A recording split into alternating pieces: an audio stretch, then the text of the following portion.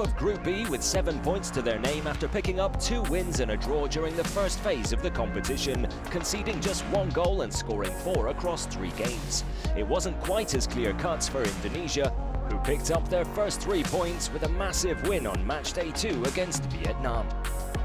Those 3 points and a superior goal difference saw them qualify for the knockout stages for the first time in their history, where they would kick off the round of 16 against the Socceroos in the Jassim bin Hamad Stadium.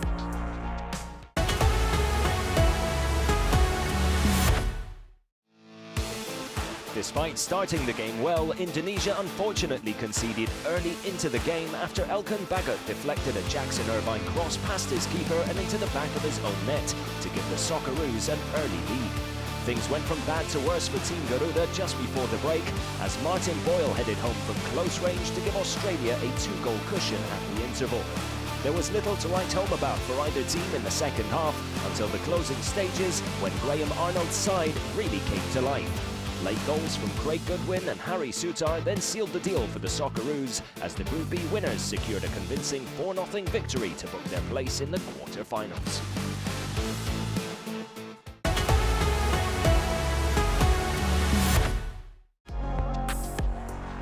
Tajikistan and the UAE both ended their group phase with 4 points and a second-place finish to get straight through to the next stage of the competition in Qatar, with both sides putting together a mixed bag in terms of results. A win, a draw and a defeat were on the menu for both teams throughout the group stage, and few knew what to expect from either side heading into the knockout rounds of the tournament. The only certainty was that one team would be moving on to the quarter-finals, while the other would be heading home.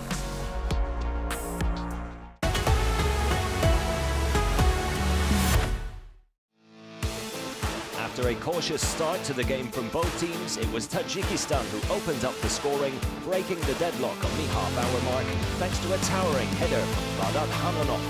The UAE had chances to level things up before the break, but were unable to take them, and so Peter Şegert's side went into half-time with a slender 1-goal lead. Tajikistan had plenty of opportunities to add to their lead in the second half, but were wasteful in front of goal, which would cost them dearly, as the UAE came on strong in the dying stages to score an incredible 95th minute equaliser and send the game into extra time.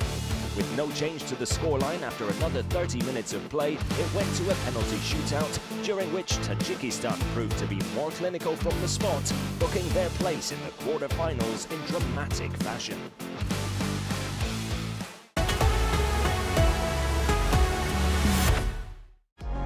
Iraq ended the group stage as one of just 3 teams to win all their games and go through to the next round on maximum points, with star striker Ayman Hussein firing them into the next round with an incredible 5 goals to his name to lead the goal-scorer charts as well.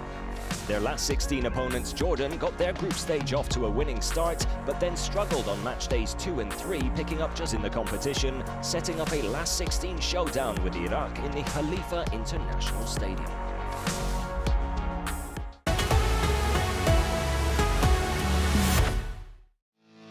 Right from the get-go, fans were treated to a nail-biting last 16 encounter between Iraq and Jordan, with both sides creating chances to take a first-half lead. The breakthrough then came in stoppage time of the first period of play, thanks to the quick thinking and sublime finish from Jordan's number 11, Yassan Al-Naimat. But the story was far from over, as Iraq battled their way back and into the lead with 2 goals in the space of 8 minutes from defender Saad Natik and their prolific frontman Ayman Hussein, who would pick up a second yellow card for his celebrations with Iraq in the lead, but now down to 10 men.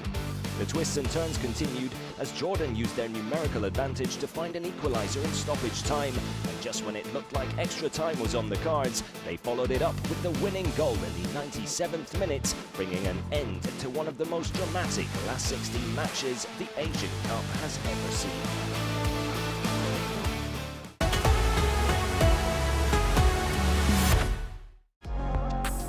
Asian Cup hosts Qatar sailed through to the last 16 after finishing top of Group A with 9 points in all 3 victories for Marquez Lopez's side. Waiting for them in the knockout stages were Palestine, who finished 3rd in an extremely competitive Group C, but with 4 points had enough to go through and keep their Asian Cup journey alive, thanks to a convincing 3-0 victory over Hong Kong, China on the final day of group stage action.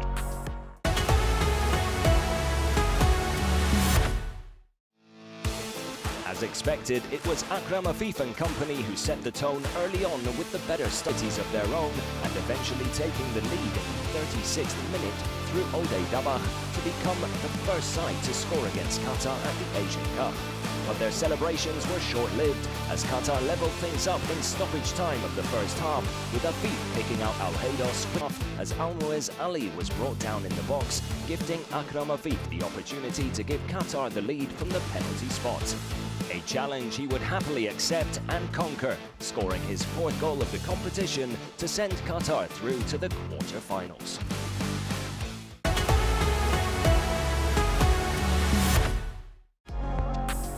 Uzbekistan finished second in Group B with a win and 2 draws, one of which came on the final match day against group winners and one of the tournament favourites, Australia.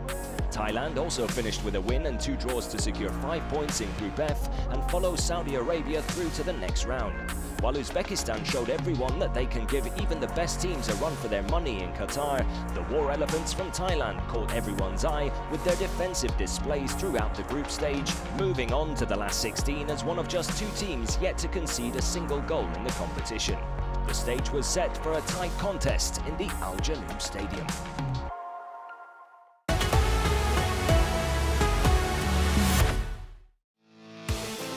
And instead it was Uzbekistan who regained control, looking more dangerous going forward. Just 6 minutes later, Abuzbek Faizulayev put his country back home, ending Thailand's memorable journey and securing a place in the quarter-finals for Srečko Katanec's side.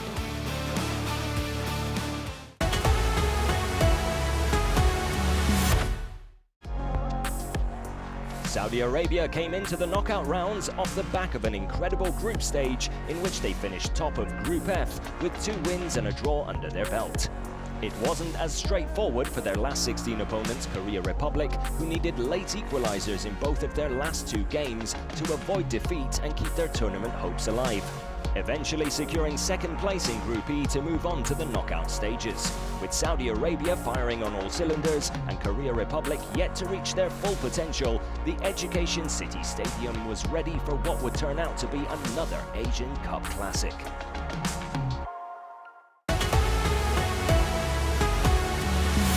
To a lovely through ball and fired, Saudi Arabia finally started their engines and began to pile on the pressure, resulting in yet another injury time from his country's hero,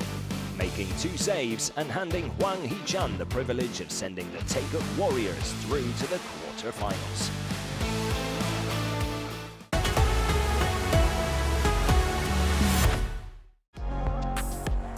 Bahrain were one of the surprise packages of the group stage, not for qualifying for the next round, but for finishing in first place and above title contenders Korea Republic in Group E. Their next challenge came in the form of another tournament favourite, 4-time competition winners Japan. The Sam in fine form with a 3-1 win against Indonesia to finish second in Group D. While scoring goals was not an issue for Moriyasu's side, keeping best in the Al Tumama Stadium.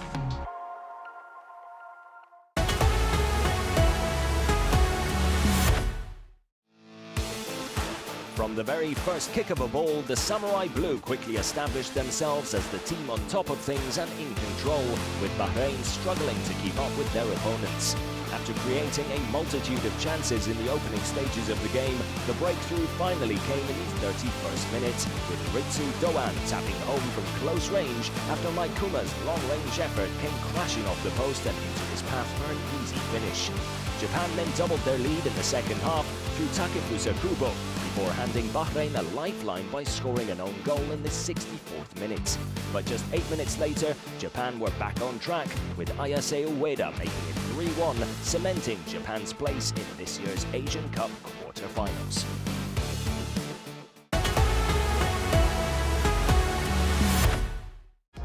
Iran secured their place in the knockout stages with a perfect record and maximum points to finish top of Group C, and waiting for them in the last 16 stage were Syria, who qualified for the very first time, but as one of the best third-place teams after ending their group stage behind both Australia and Uzbekistan in Group B. Expectations were high for Team Melli going into the match after looking like contenders to take the title after 3 games played.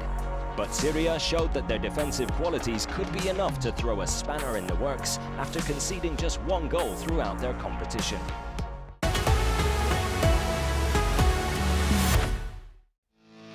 The game began as expected, with Team Melli dictating the pace and continuously giving the Syrian back line plenty to deal with. Syria managed to cope with the pressure for the opening half hour before handing Iran the lead by giving away a penalty, which Mehdi Taremi comfortably put away to give his side a one-goal cushion at the break. Syria got their revenge though in the second half, with substitute Pablo Sabah winning a penalty for his side just 3 minutes after coming into the game, with Omar Khurbin scoring from the spot to level things up heading into crunch time, where Mehdi Taremi would pit the two sides after extra time. The game went to a penalty shootout, where Team Melli came out on top to scrape through to the last 8 after a fight to the finish against Syria.